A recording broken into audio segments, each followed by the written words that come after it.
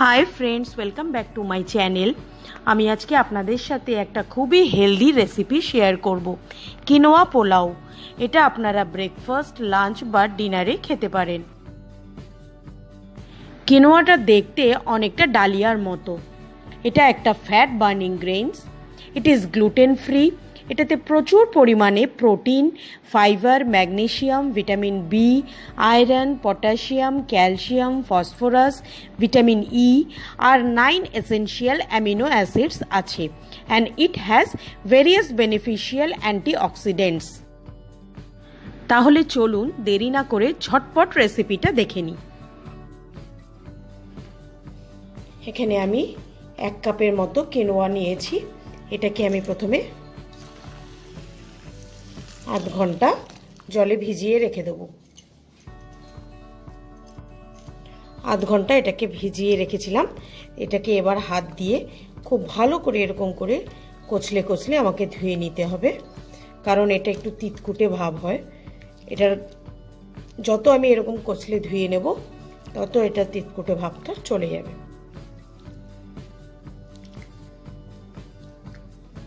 এটাকে আমি এবার ভালো করে ধুয়ে নেব। আমি এটাকে ভালো করে রানিং ওয়াটারে ধুয়ে নিয়ে এবার জলটাকে স্টেন হওয়ার জন্য আমি এখানে একটা ছাঁকনিতে রেখে দিয়েছি।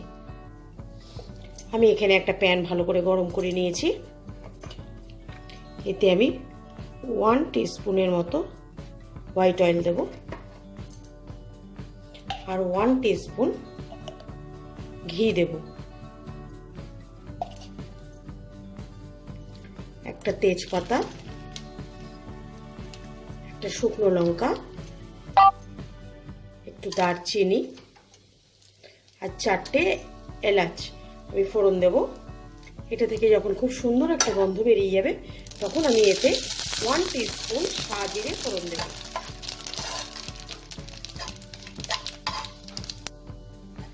সাজিরেটা কয়েক সেকেন্ড নাড়াচাড়া করে নিয়েছি। এবার এতে আমি দুটো ছোট পেঁয়াজ ভালো করে কুচো করে নিয়েছি। এই পেঁয়াজটা আমি দিয়ে দেবো।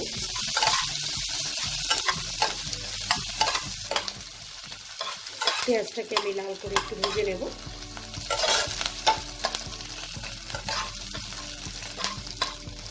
পেঁয়াজটা আমার ফ্রাই করা হয়ে গেছে। এবার আমি এতে জল ঝরিয়ে রাখা কিনোয়াটা অ্যাড করে দেবো।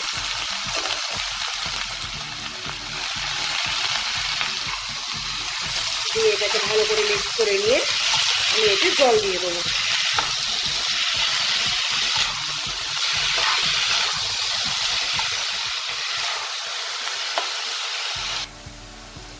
এবার আমি জল অ্যাড করব। আমি এখানে 1 কাপ কিনোয়া নিয়েছিলাম, আমি এখানে 1.5 কাপ জল দিয়ে দেবো।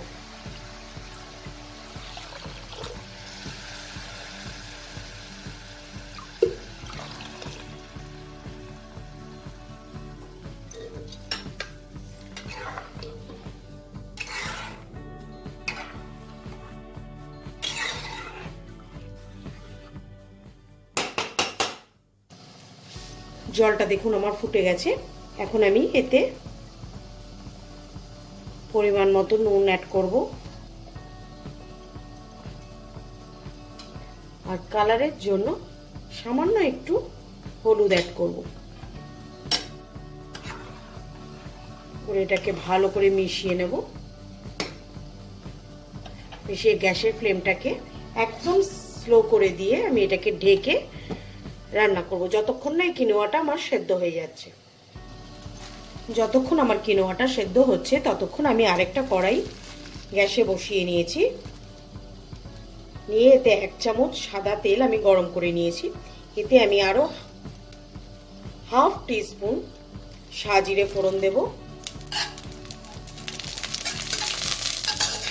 নাড়াচাড়া করে নিয়ে এতে আমি 4-5টা রসুন ভালো করে কুচো করে নিয়েছি। এই রসুন কুচিটা অ্যাড করব।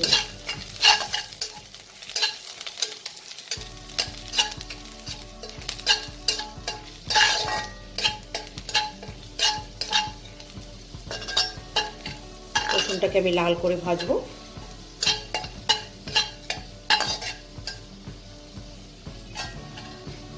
এবার এতে আমি ছোট ছোট করে কেটে নিয়েছি ফুলকপি, গাজর আর বিনস। এটাকে হালকা ফ্রাই করে নেব।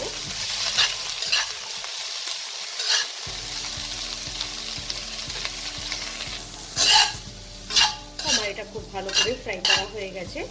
গ্যাসের ফ্লেমটাকে আমি একদম সিম করে দিয়েছি। কিনোয়াটা আমার একদম সেদ্ধ হয়ে গেছে, জলটাও পুরোপুরি সোক হয়ে গেছে। এটার ফ্লেমটাও আমি অফ করে দেব। এবার এতে আমি কিনোয়াটাকে মিক্স করে দেব।